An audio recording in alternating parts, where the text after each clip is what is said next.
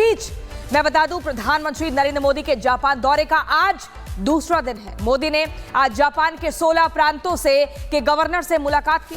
Governor से मुलाकात के बाद पीएम मोदी बुलेट ट्रेन से सेंदाई के लिए रवाना हो गए। प्रधानमंत्री आज टोक्यो में इलेक्ट्रॉन फैक्ट्री का भी दौरा करेंगे। तो इलेक्ट्रॉन फैक्ट्री का आज दौरा करेंगे पीएम मोदी टोक्यो में। ये बड़ी जानकारी मैं आपको दे रही हूं। इसके बाद चीन का दौरा पीएम मोदी का शुरू हो जाएगा और अभी 2 दिनों के जापान दौरे पर हैं और जापान में जबरदस्त जलवा प्रधानमंत्री नरेंद्र मोदी का दिख रहा है। और आज इलेक्ट्रॉन का एक दौरा करेंगे। वहां पर जो फैक्ट्री है, प्रधानमंत्री के जापान दौरे का ये दूसरा दिन। मोदी ने आज जापान के 16 प्रांतों के गवर्नर से मुलाकात की है।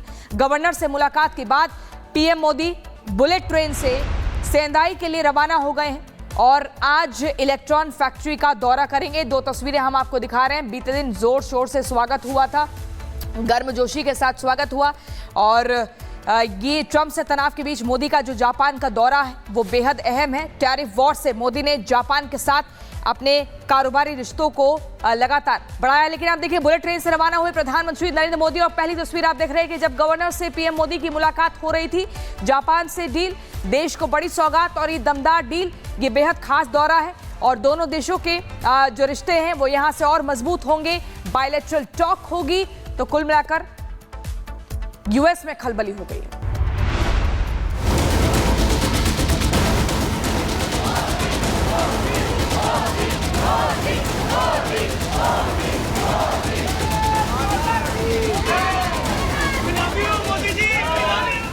आज प्रधानमंत्री मोदी के जापान दौरे का दूसरा दिन है। दोनों देशों के बीच आज भी कई अहम समझौते होने की उम्मीद है।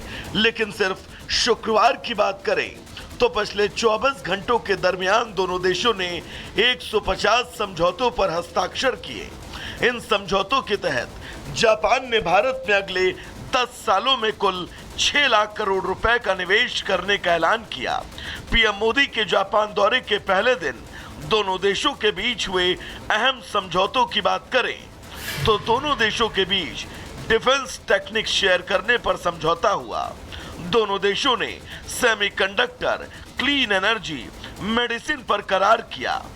आर्थिक सुरक्षा के लिए दोनों देशों ने मिनरल्स और अर्थ मटेरियल पर भी समझौता किया। दोनों देशों ने छोटे और लघु उद्योगों को बढ़ावा देने पर जोर दिया। जापान ने पीपल टू पीपल एक्सचेंज के तहत 50,000 भारतीयों को रोजगार देने पर हामी भरी।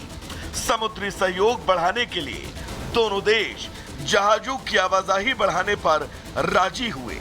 चंद्रयान 5 मिशन के लिए इसरो और जापानी स्पेस एजेंसी JXA के बीच करार हुआ। समझौते के तहत JXA अपने S324L रॉकेट से इस मिशन को लॉन्च करेगा। शुक्रवार को दोनों देशों के बीच हुए करार की लिस्ट देखें तो उसमें आर्थिक सुरक्षा से लेकर तकनीकी सहयोग को लेकर भी कई अहम समझौते हुए। एक तरफ जहां डिफेंस करार के तहत भारत और जापान अपनी सेना, नौसेना और वायुसेना के साथ ज्वाइंट मिलिट्री एक्सरसाइज करेंगे। दोनों देश एक दूसरे से डिफेंस टेक्निक शेयर करते हुए हथियारों के ज्वाइंट प्रोडक्शन की संभावनाओं पर काम करेंगे। कुल मिलाकर भारत और जापान ने मिलकर अगले 10 सालों के विकास का पूरा रोड मैप खींचा, जो सीधे तौर पर उन ताकतों को इशारा करता है जो भारत उदय की विकास यात्रा का रास्ता रोकने का ख्वाब देख रहे थे। मैं आप सबसे आग्रह करता हूं, कम make in India, make for the world. आज भारत में इकोनॉमिक स्टेबिलिटी है, पॉलिसी में पारदर्शिता है, प्रिडिक्टिबिलिटी है। आज भारत विश्व की सबसे तेज ग्रो करने वाली मेजर इकोनॉमी है और बहुत जल्द विश्व की तीसरी सबसे बड़ी इकोनॉमी बनने जा रहा है। वैश्विक ग्रोथ में भारत 18% योगदान दे रहा है।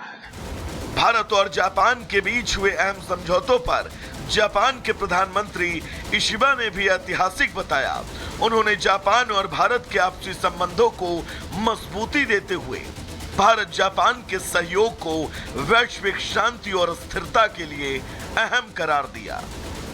हम दोनों एकमत है कि विश्व की दो बड़ी अर्थव्यवस्थाओं और जीवंत लोकतंत्रों के रूप में हमारी साझेदारी केवल दोनों देशों के लिए ही नहीं बल्कि वैश्विक शांति और स्थिरता के लिए भी अत्यंत महत्वपूर्ण है। आज हमने अपनी special strategic and global partnership में एक नए और सुनहरे अध्याय की मजबूत नींव रखी है। हमने अगले दशक के लिए एक रोड मैप बनाया है। 6 years ago, in August, I had the pleasure of visiting 6 साल पहले मुझे वाराणसी आने का सौभाग्य मिला था, जहां मैं भारत के भारतीय इतिहास को देखकर हैरान रह गया। भारत और जापान के रिश्ते सदियों पुराने हैं, जिसकी नींव मजबूत है।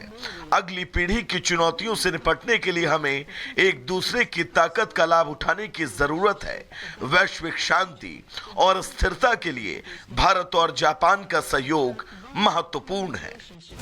कुल मिलाकर दोनों देशों ने शुक्रवार को तकरीबन हर क्षेत्र में महत्वाकांक्षी पहल करते हुए उस क्रांति का आगाज किया, जिसकी धमक अगले कई दशक तक पूरी दुनिया में सुनाई देगी। इसी बीच मैं बता दूं, प्रधानमंत्री नरेंद्र मोदी के जापान दौरे का आज दूसरा दिन है। मोदी ने आज जापान के 16 प्रांतों के गवर्नर से मुलाकात की। गवर्नर से मुलाकात के बाद पीएम मोदी बुलेट ट्रेन से सेदाई के लिए रवाना हो गए। प्रधानमंत्री आज टोक्यो में इलेक्ट्रॉन फैक्ट्री का भी दौरा करेंगे। तो इलेक्ट्रॉन फैक्ट्री का आज दौरा करेंगे पीएम मोदी टोक्यो में। ये बड़ी जानकारी मैं आपको दे रही हूं। इसके बाद चीन का दौरा पीएम मोदी का शुरू हो जाएगा और अभी 2 दिनों के जापान दौरे पर हैं और जापान में जबरदस्त जलवा प्रधानमंत्री नरेंद्र मोदी का दिख रहा है। और आज इलेक्ट्रॉन का एक दौरा करेंगे। वहां पर जो फैक्ट्री है, प्रधानमंत्री के जापान दौरे का ये दूसरा दिन। मोदी ने आज जापान के 16 प्रांतों के गवर्नर से मुलाकात की है।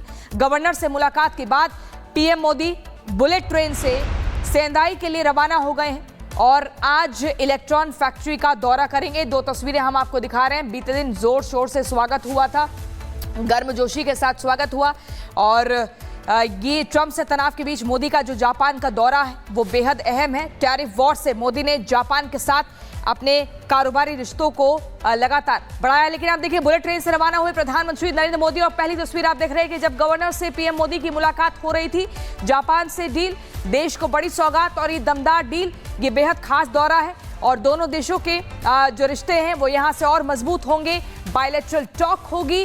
तो कुल मिलाकर यूएस में खलबली हो गई है।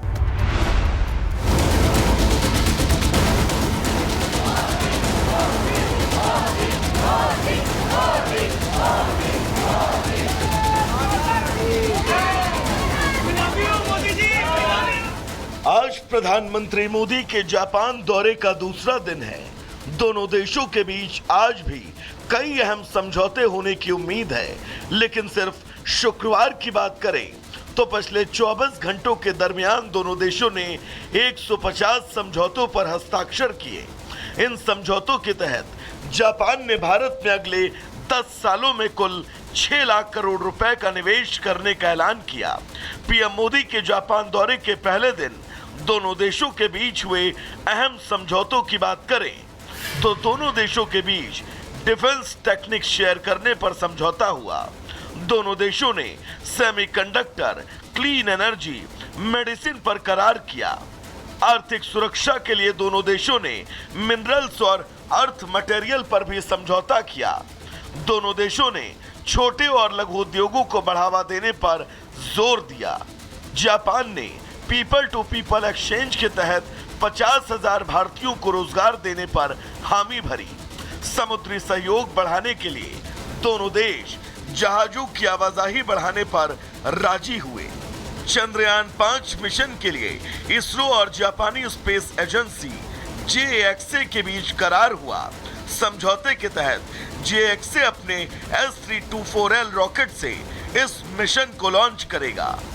शुक्रवार को दोनों देशों के बीच हुए करार की लिस्ट देखें तो उसमें आर्थिक सुरक्षा से लेकर तकनीकी सहयोग को लेकर भी कई अहम समझौते हुए।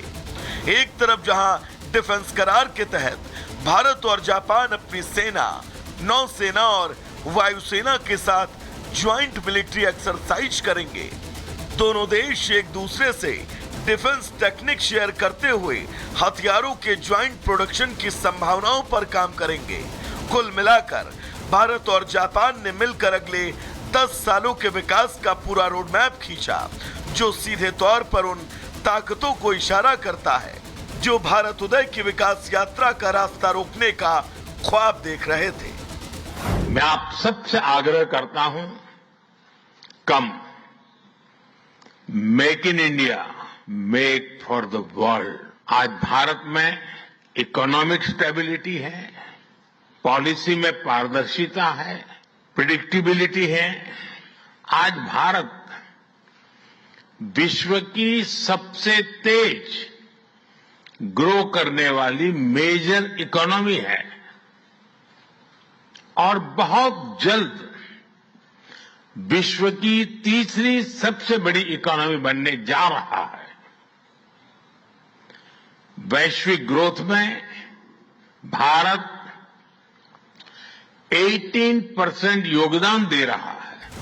भारत और जापान के बीच हुए अहम समझौतों पर जापान के प्रधानमंत्री इशिबा ने भी ऐतिहासिक बताया। उन्होंने जापान और भारत के आपसी संबंधों को मजबूती देते हुए भारत जापान के सहयोग को वैश्विक शांति और स्थिरता के लिए अहम करार दिया।